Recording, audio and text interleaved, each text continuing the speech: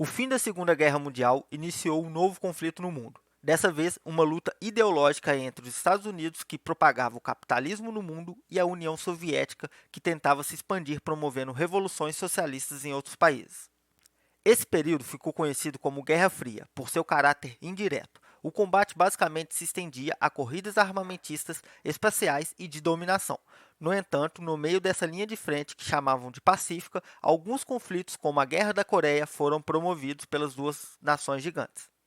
Para saber como a Coreia se dividiu, é preciso entender que, naquele momento, quanto mais aliados e territórios os Estados Unidos e a União Soviética conquistassem, mais poder eles teriam para espalhar suas ideologias opositoras. Desse modo, eles pretendiam ocupar território-chave em cada um dos continentes. A Coreia, em um local estratégico para a conquista da Ásia e não contando com um governo consolidado, pois havia deixado de ser colônia japonesa após o fim da Segunda Guerra, era visto como uma oportunidade de representar uma das ideologias dominantes. A partir disso, ela poderia levar outros países asiáticos e do Pacífico a decidirem quem deveriam apoiar nessa guerra. Assim sendo, os Estados Unidos e a União Soviética estabeleceram um acordo a respeito de como deveriam lidar com o território coreano, que, diga-se de passagem, foi desaprovado pela maioria dos coreanos.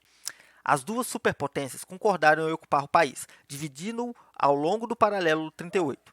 Segundo os dominadores, o governo dividido sobre o país seria provisório, sendo que uma parte do país, o norte, ficaria com o controle soviético e a outra, o sul, ficaria sob o controle dos americanos.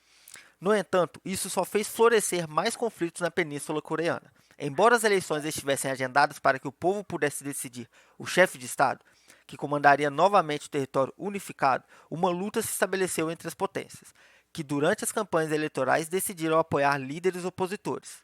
Com o desentendimento, em 1950, se iniciou oficialmente uma guerra no país. A problemática do caso foi que, apesar de terem sido criadas duas Coreias, do qual uma defenderia o capitalismo e a outra defenderia o comunismo, os coreanos, em sua maioria, não concordavam com essa divisão social, sendo, portanto, obrigados a lutarem contra seus iguais. Durante a guerra, os coreanos foram obrigados a se separarem de suas famílias, já que de uma noite para outra um território ficou definido como norte e o outro como sul, não podendo então os moradores de uma área visitarem seus familiares que estariam do outro lado. Todos foram separados pela zona desmilitarizada coreana, que permanece existindo até os dias de hoje e ainda representa um grande ponto de tensão. A guerra entre as Coreias nunca teve fim e os conflitos separatistas continuam existindo, sendo promovidos pelos governos dos países e não pelo povo.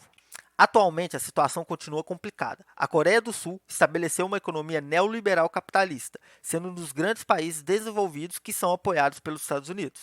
Desde o começo da separação, os Estados Unidos promovem uma luta radical contra a Coreia do Norte, considerado um dos maiores inimigos dos dois países. Já a Coreia do Norte é considerada um estado comunista, tendo como suas principais vertentes o combate ao capitalismo, o anti-imperialismo norte-americano, conservadorismo e a autossuficiência nacional.